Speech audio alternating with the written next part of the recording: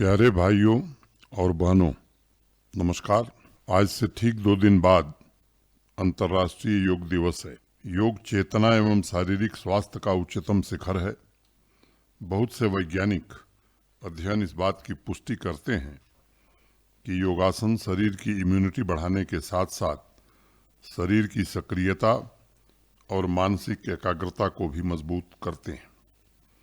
योग विशुद्ध रूप से विज्ञान है और मेडिकल साइंस का मानना है कि योग के द्वारा अनुशासित तरीके से शरीर के अंदर स्वस्थ चित्त व्यवस्था निर्मित की जा सकती है। आदरणीय प्रधानमंत्री श्री नरेंद्र मोदी जी ने यूनाइटेड नेशंस में सितंबर 2014 को अंतर्राष्ट्रीय योग दिवस का प्रस्ताव रखा था। यूनाइटेड नेशंस के सदस्य देशों ने माना कि योग मानव स्वास्थ्य व कल्याण की दिशा में एक संपूर्ण नजरिया है। कुल 177 राष्ट्रों ने एक साथ मिलकर 21 जून को यूनाइटेड नेशंस में अंतर्राष्ट्रीय योग दिवस के रूप में घोषित करने का प्रस्ताव दिसंबर 2014 में पारित किया था। इससे पहले यूनाइटेड नेशंस में किसी भी प्रस्ताव को इतने कम समय में इतनी बड़ी संख्या के समर्थन के साथ कभी भी पारित नहीं किया गया था। इस साल 8वें अंतर्राष्ट्रीय योग दिवस का थीम योग फॉर ह्यूमैनिटी, मानवता के लिए योग है, जिसे 21 तारीख को सेलिब्रेट किया जाएगा। जम्मू कश्मीर में स्वास्थ्य रक्षा के लिए आयुष विभाग द्वारा योग के सेंटर्स स्थापित किए गए हैं और योग के प्रति लोगों का रुझान बढ़ा है। जकूरा हजरत बल के मोहम्मद ताहिर जम्मू कश्मीर के अलग अलग डिस्ट्रिक्ट्स में पूरे साल निःशुल्क ट्रेनिंग कैंप आयोजित कर रहे हैं और लोगों को सेहत के बारे में जागरूक कर रहे हैं। श्रीनगर के सबीर अहमद डार 2009 से ही अपनी संस्था योग सोसाइटी ऑफ कश्मीर के माध्यम से स्पेशल योग थेरेपी कैंप्स आयोजित कर रहे हैं। उनका कहना है कि योग युवाओं के बीच सर्वाधिक लोकप्रिय हुआ है और अब तो माता पिता एवं अध्यापक इसे रेगुलर स्कूलों तथा आंगनबाड़ी सेंटर्स में भी शुरू करने की पहल कर रहे हैं। आधुनिक चिकित्सा पद्धतियां कई तरह की बीमारियों के लिए योग की सलाह देती हैं। उन्हीं को आधार बनाकर सबीर साहब भी फिजिकल तथा मेंटल फिटनेस के लिए पूरी शिद्दत से काम कर रहे हैं। उनकी संस्था योग को हेल्थ टूरिज्म का भी एक अभिन्न अंग मानती है और अनेक स्थानों पर योग सेशन शुरू किए गए हैं। जम्मू कश्मीर के विभिन्न टूरिस्ट स्पॉट पर योग थेरेपी के शुरू हो जाने से स्थानीय नागरिकों की आमदनी में भी अच्छी खासी वृद्धि हुई है। इसी प्रकार बांदीपुरा, किश्तवाड़, रामबन, डोडा, रजौरी, बारामूला इत्यादि जगहों से भी मुझे जानकारी प्राप्त हुई है कि स्थानीय लोगों, स्पोर्ट्स काउंसिल तथा आयुष विभाग द्वारा लोगों की स्वास्थ्य रक्षा के लिए बड़े पैमाने पर योग थेरेपी की सुविधा प्रदान की जा रही है। इस वर्ष फिट इंडिया मूवमेंट के तहत स्कूली शिक्षा विभाग भी योग दिवस को बड़े स्तर पर सेलिब्रेट कर रहा है। इस कार्यक्रम को लेकर बच्चों तथा टीचर्स में अति उत्साह है, क्योंकि कोरोना महामारी की वजह से 2 वर्ष पश्चात योग दिवस ऑफलाइन मोड पर मनाया जाएगा। पिछले वर्ष योग दिवस के अवसर पर मैंने कश्मीरी तथा डोगरी में योग प्रोटोकॉल पर आधारित एक वीडियो जारी किया था, जिसे जम्मू कश्मीर प्रशासन के विभिन्न सोशल मीडिया प्लेटफॉर्म्स पर प्रसारित किया गया था। मुझे पूरी उम्मीद है कि इस वर्ष भी सभी नागरिक योग प्रोटोकॉल के वीडियो का लाभ उठाएंगे। योग हमारी सांस्कृतिक विरासत का एक अभिन्न अंग है। मुझे पूर्ण विश्वास है स्वस्थ, तनाव मुक्त जीवन जीने और रोग प्रतिरोधक क्षमता को बढ़ाने के लिए प्रत्येक नागरिक इसे अपनाएंगे। आवाम के द्वारा प्रदान की गई संस्कारिता ही आवाम की भलाई करती है। जैनकोट के रहने वाले मैनेजमेंट स्टूडेंट के छात्र जावेद अहमद ने इसे सिद्ध कर दिया है। होकरसर वेटलैंड में इकट्ठा हो रहे कचरे से परेशान जावेद ने खुद ही इसकी सफाई का बीड़ा उठाया है। उन्होंने इस अभियान में स्थानीय लोगों को भागीदार बनाने के लिए अथक प्रयास किए हैं। शुरू में लोग उनके अवेयरनेस कैंप से बहुत प्रभावित नहीं थे, लेकिन एक एक करके वो लोगों से मिलते रहे और कारवां बनता गया। पिछले कुछ सालों में जावेद ने 70 सफाई अभियान चलाए हैं और कई टन कचरा होकरसर वेटलैंड से निकाला गया है। अपने क्लीन होकरसर मिशन में जावेद आज भी जी जान से जुटे हैं और उन्हें उम्मीद है कि पक्षियों के गीतों के लिए मशहूर इस प्राकृतिक उपवन में यूरोपियन तथा साइबेरियन बर्ड्स का आना शुरू होगा। कुछ दशक पहले तक जम्मू कश्मीर में पैडी घास के बने चप्पल कमोबेश एक रिवाज की तरह प्रचलित थे। एनवायरनमेंट फ्रेंडली इन चप्पलों का मार्केट भी बहुत बड़ा है क्योंकि लोग इसे स्थानीय कला का अहम हिस्सा मानते हैं। समय के साथ अन्य कलाओं की तरह पैडी के चप्पलों के मार्केट में गिरावट आई, लेकिन आज भी बांदीपुरा के रहने वाले 90 वर्षीय बुजुर्ग अब्दुल समद साहब इस कला को पुनर्जीवित करने के लिए प्रयत्न कर रहे हैं। 1970 के दशक में इस कला को सीखने वाले अब्दुल समद का मानना है कि चूंकि इस तरह के चप्पल पर्यावरण के अनुकूल हैं और स्किन को भी बीमारियों से दूर रखते हैं, इसलिए नई पीढ़ी को अवश्य ही इसके महत्व का एहसास होगा। हमारी मूल्यवान संस्कृति वास्तविक और प्रामाणिक है, इसलिए तमाम नए आविष्कारों के बावजूद आज भी बहुत से ट्रेडिशनल उत्पाद बड़ी सरलता से अपनी मौजूदगी का एहसास कराते हैं। अपनी तमाम प्रगति के बावजूद मनुष्य स्वाभाविक रूप से वास्तविकता से दूर नहीं रहना चाहता है और किसी न किसी माध्यम से अपनी जड़ों से जुड़े रहना चाहता है। हालांकि आधुनिक युग में तमाम एवेन्यूज की वजह से ट्रेडिशनल आर्ट सीखने वालों की संख्या में पिछले कुछ दशकों में गिरावट देखी गई थी, लेकिन जिस प्रकार पर्यावरण को लेकर आम लोगों में नई चेतना का उदय हुआ है, मुझे पूरा यकीन है कि अब्दुल साहब का बेहद प्रशंसनीय प्रयास अवश्य रंग लाएगा और अपनी जड़ों से जुड़ने का एक और माध्यम बनेगा। जम्मू तथा आसपास के इलाके में ज्यादातर लोग प्रीति मशरूम ब्रांड से परिचित हैं। इस प्रीति ब्रांड की मालकिन कोई और नहीं बल्कि जम्मू के अकलपुर गांव की रहने वाली प्रीति चिब हैं। एक वक्त था जब प्रीति चिब और उनके परिवार को आर्थिक तंगी की वजह से घर चलाना मुश्किल था। धीरे धीरे प्रीति तथा उनके पति करण सिंह ने छोटे स्तर पर मशरूम की खेती शुरू की। पूरे परिवार के लिए यह संघर्ष का दौर था, लेकिन सफलता भी ज्यादा दूर नहीं थी। उनकी मेहनत से उपजाए मशरूम को बाजार में नई पहचान मिली। मशरूम की कमाई की वजह से प्रीति अपने बेटे को पढ़ने विदेश भेज पाई हैं। उनकी प्रेरणा से आसपास के गांवों की तकरीबन 1 दर्जन से ज्यादा महिलाओं ने अपना खुद का कारोबार शुरू किया है। मार्केटिंग और ब्रांडिंग के गुण प्रीति छिप से सीखकर सभी आत्मनिर्भर महिलाएं अब अपने अपने इलाके में अन्य लोगों की भी मदद कर रही हैं। आज़ादी के अमृत महोत्सव में हम सभी को यह स्मरण रखना आवश्यक है कि हमारे देश की महिलाओं ने 7 दशक पहले स्वतंत्रता संग्राम सेनानियों के कंधे से कंधा मिलाकर संघर्ष किया था। भारत के संविधान में उन्हें पुरुषों के बराबर समानता प्रदान की गई है तथा नीति निर्माण से लेकर सतत आर्थिक विकास एवं सामाजिक विकास में उन्होंने महत्वपूर्ण भूमिका निभाई है। जम्मू कश्मीर प्रशासन सामाजिक तरक्की के अभियान में उनकी अधिकतम भागीदारी के लिए प्रयास कर रहा है।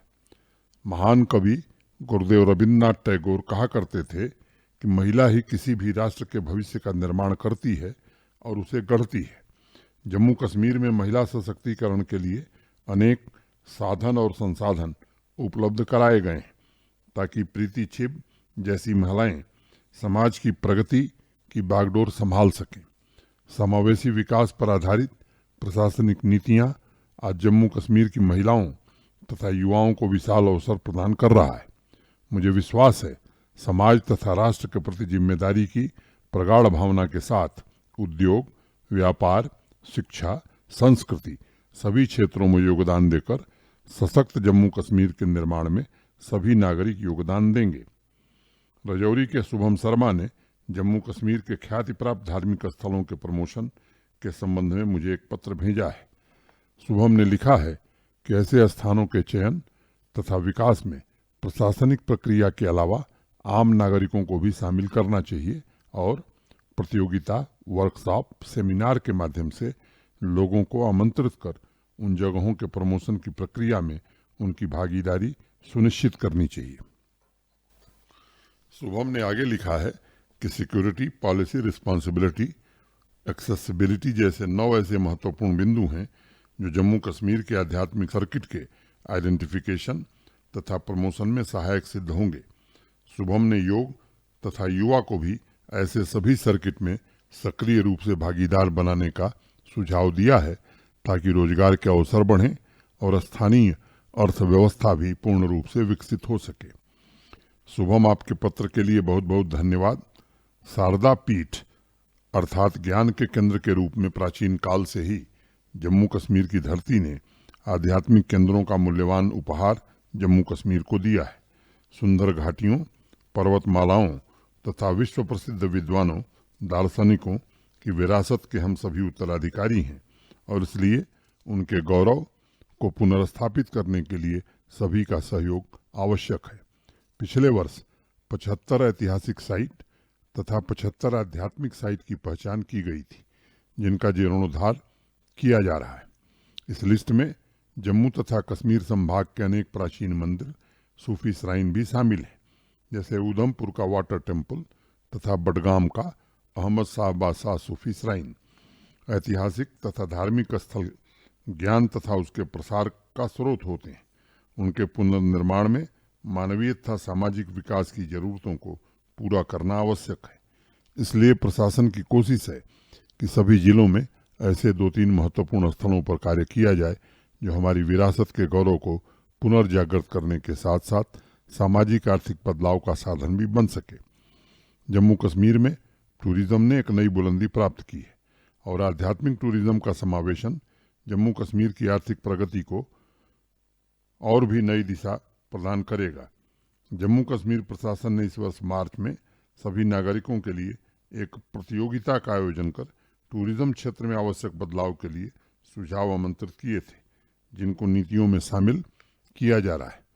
सांस्कृतिक, आध्यात्मिक एवं ऐतिहासिक धरोहरों पर शुभम के सुझावों पर आवश्यक कार्रवाई करने का मैं आईटी डिपार्टमेंट को अवश्य निर्देश दूंगा ताकि जेके माईगॉव के माध्यम से इससे संबंधित प्रतियोगिता तथा भागीदारी सुनिश्चित की जा सके।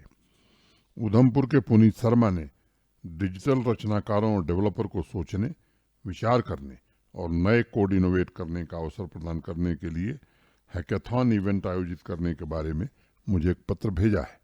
पुनीत ने लिखा है कि प्रौद्योगिकी के क्षेत्र में इनोवेशन को प्रमोट करने, सिक्योरिटी सेवाओं को बेहतर बनाने और सेवा वितरण को अगले स्तर तक ले जाने के लिए नए इन्वेंशन पर आधारित नए समाधान आज समय की आवश्यकता है। पुनीत चाहते हैं कि यूटी प्रशासन विभिन्न इंजीनियरिंग संस्थानों के युवाओं के लिए राष्ट्रीय स्तर का हैकाथॉन इवेंट आयोजित करके अलग अलग विषयों से जुड़े नवीन अनुप्रयोगों का मौका दे। पुनीत ने लिखा है कि IT department, police, secretary school education तथा हायर एजुकेशन, आईआईटी के डायरेक्टर की अध्यक्षता में एक हैकाथॉन कमेटी का भी गठन किया जाना चाहिए जो लगातार पूरे वर्ष इस तरह के कार्यक्रम आयोजित कर सके। उन्होंने एक अन्य सुझाव भी दिया है कि लोकल मीडिया पब्लिकेशंस को इस इवेंट का पार्टनर बनाना चाहिए तथा प्रत्येक विषय के विजेताओं को पुरस्कार राशि और अन्य आकर्षक लाभों के माध्यम से पुरस्कृत कर प्रोत्साहित किया जाना चाहिए। पुनीत, आपके महत्वपूर्ण सुझावों के लिए बहुत बहुत धन्यवाद। तकनीक की तेज गति से हो रही प्रगति के दौर में मानव संसाधन की गुणवत्ता, लगातार सुधार, तकनीक में बदलाव, तकनीक के उद्देश्यों का कृषि शिक्षा में विस्तार, उत्कृष्टता और समावेशिता होना आवश्यक है। मुझे सभी श्रोताओं को ये बताते हुए गर्व है कि आईआईटी जम्मू के 6 छात्रों ने स्मार्ट इंडिया हैकाथॉन में जीत दर्ज की थी। एनआईटी श्रीनगर ने मार्च में तथा उधमपुर पुलिस अकेडमी ने मई में हैकाथॉन प्रतियोगिताओं का आयोजन किया था। निजी क्षेत्र के शिक्षण संस्थानों को भी हैकाथॉन प्रतियोगिताएं आयोजित करने के लिए प्रोत्साहित किया जा रहा है। वर्तमान समय में फिनटेक, कृषि जैसे क्षेत्रों में समस्याओं के समाधान तथा स्मार्ट, सुरक्षित और सतत गतिशील विचारों के लिए इनोवेशन तथा इंक्यूबेशन सेंटर्स काम कर रहे हैं। इस कार्यक्रम के माध्यम से मैं सभी शिक्षण संस्थाओं से आग्रह करना चाहूँगा कि वह नवीन अनुकरणीय मॉडल अपनाकर इस तरह के आयोजन करें। पुनीत के हैकाथॉन कमेटी के सुझाव पर भी मैं उचित कार्रवाई का अवश्य निर्देश दूंगा। श्रीनगर से शिल्पी भट्ट ने जम्मू कश्मीर के स्कूल तथा कॉलेज के लिए ऑनलाइन कंटेंट पूल तैयार करने के संबंध में मुझे एक पत्र भेजा है। शिल्पी ने लिखा है कि केंद्रीय माध्यमिक शिक्षा बोर्ड के दीक्षा तथा स्वयं पोर्टल की तरह जम्मू कश्मीर स्कूल बोर्ड तथा हायर एजुकेशन डिपार्टमेंट सिलेबस के मुताबिक लेक्चर अपलोड करने के लिए एक डेडिकेटेड पोर्टल तैयार कर सकता है। शिल्पी ने लिखा है कि इस पोर्टल की मदद से मातृभाषा में ज़्यादा से ज़्यादा कंटेंट को प्रोत्साहित किया जा सकता है। अच्छे टीचर्स को आमंत्रित कर बच्चों को पढ़ाई के साथ साथ भविष्य की किसी भी परीक्षा के लिए तैयार किया जा सकता है तथा प्राइवेट ट्यूशन पर छात्रों की निर्भरता कम की जा सकती है। शिल्पी, आपने एक अत्यंत ही महत्वपूर्ण सुझाव भेजा है। कोरोना महामारी के दौर में विश्व के सभी शिक्षण संस्थानों ने डिजिटल लर्निंग को अपनाया और ऑफलाइन क्लासेस के शुरू होने के बाद भी डिजिटल कंटेंट की मदद से बहुत से छात्र आज भी अध्ययन कर रहे हैं।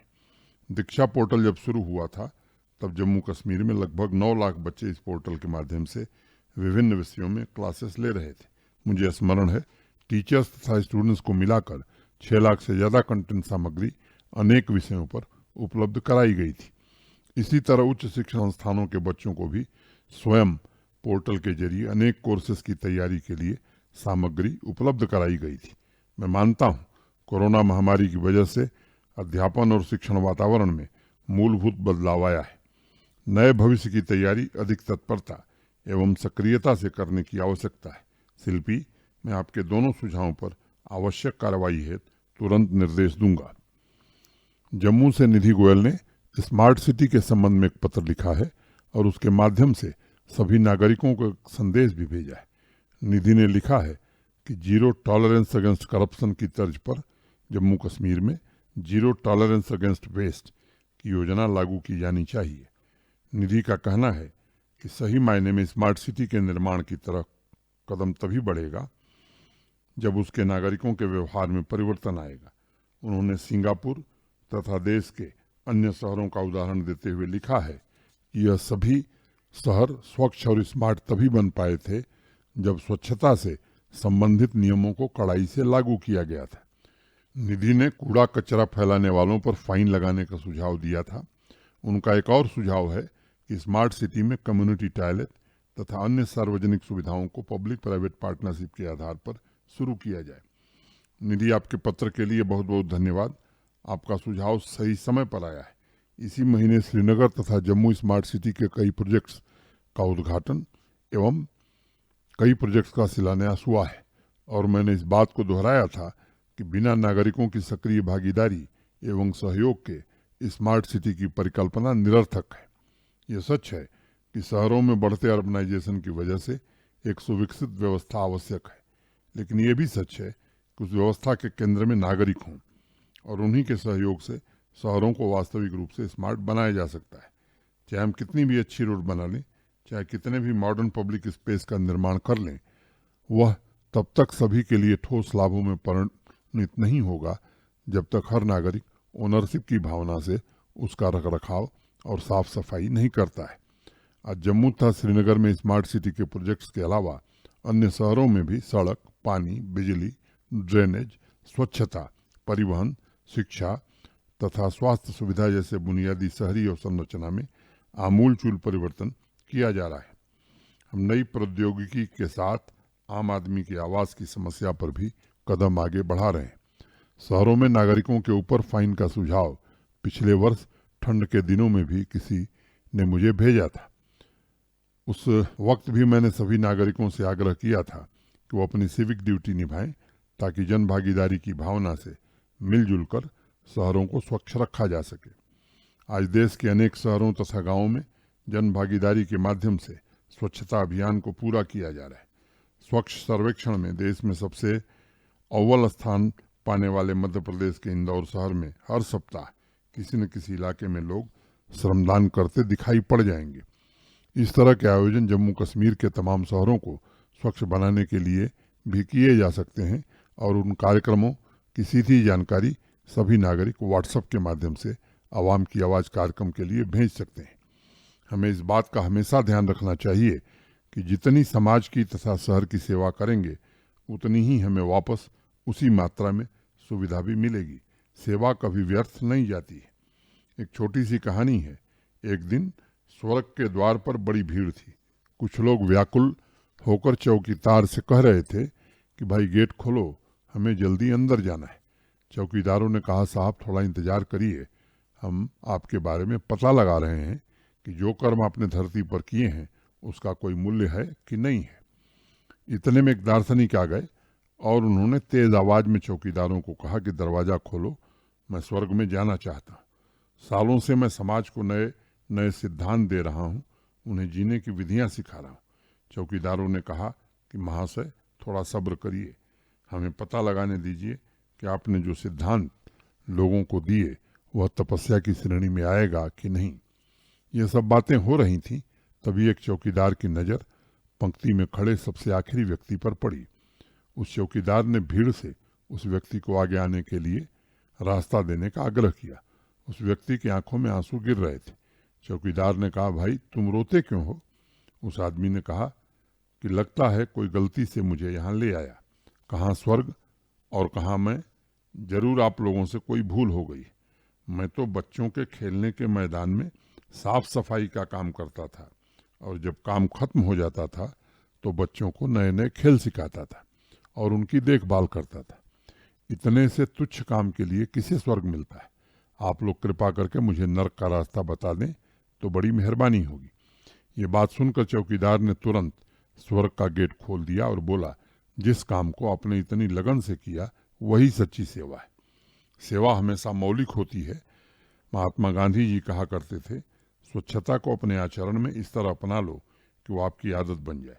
मैं सभी नागरिकों से गांधी जी की राह पर चलकर शहर तथा गांव को स्वच्छ बनाए रखने का आग्रह करता हूँ। श्रीनगर से मेहरीन अल्ताफ ने शहर में ट्रांसपोर्ट व्यवस्था के संबंध में मुझे एक पत्र भेजा है।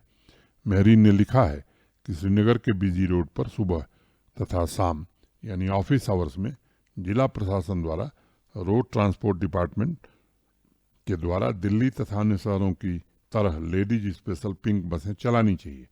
उन्होंने आगे लिखा है कि जिस प्रकार दिल्ली मेट्रो में फर्स्ट कंपार्टमेंट को महिलाओं के लिए आरक्षित रखा जाता है, उसी प्रकार रोड ट्रांसपोर्ट की बसों में भी आगे के सीटों को महिलाओं के लिए आरक्षित किया जाना चाहिए।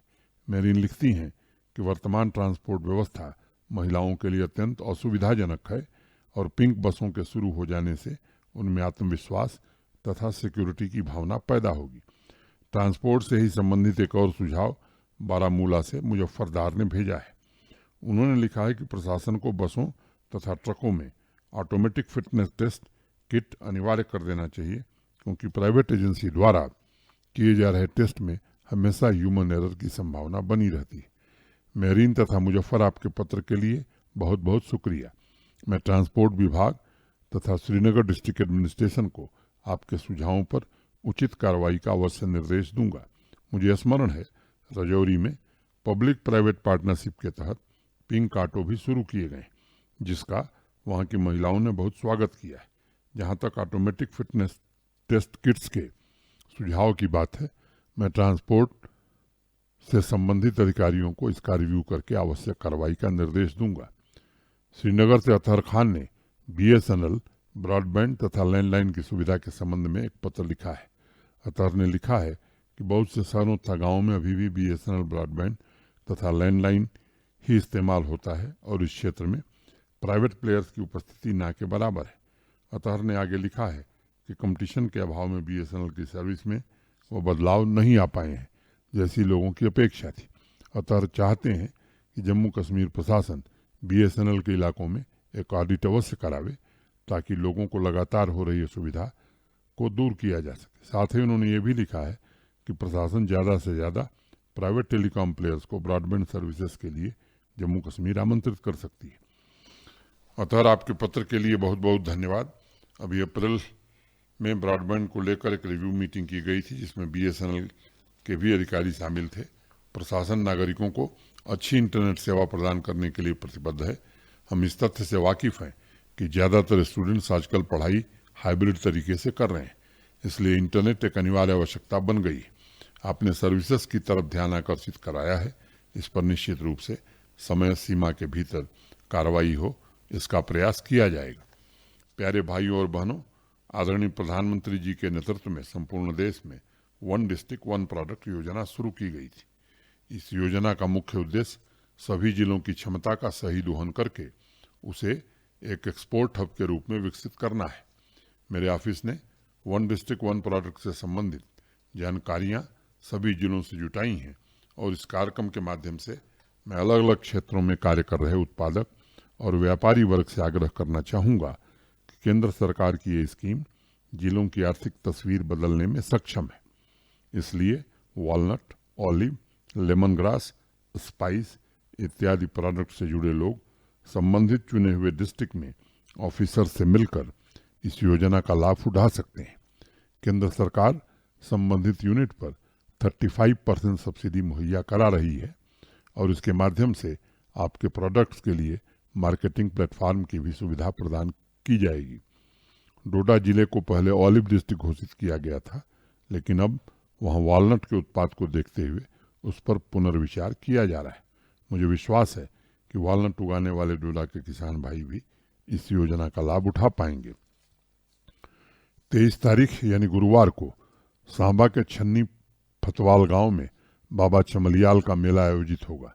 कोरोना की वजह से पिछले 2 सालों से यह मेला स्थगित था।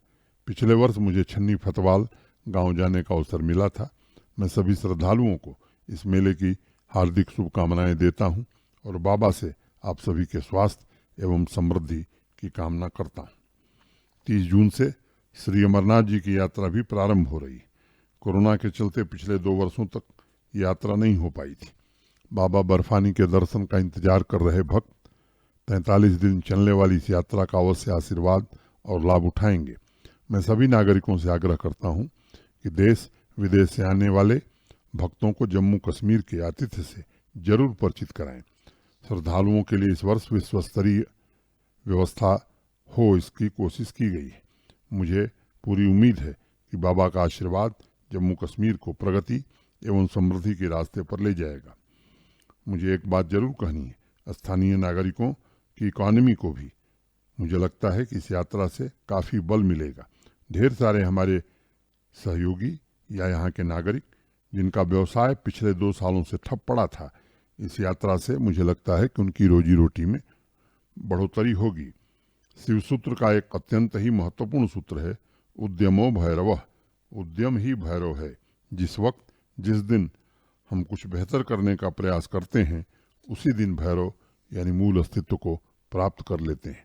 लोगों की भलाई में उठाया गया पहला कदम मंजिल की लगभग आधी यात्रा बन जाता है। सभी नागरिक इसी भावना के साथ अपने श्रम को उद्यम बनाकर समाज की बेहतरी, तरक्की के लिए काम करें। मैं ईश्वर से ऐसी कामना करता हूँ। बहुत बहुत धन्यवाद। जय हिंद।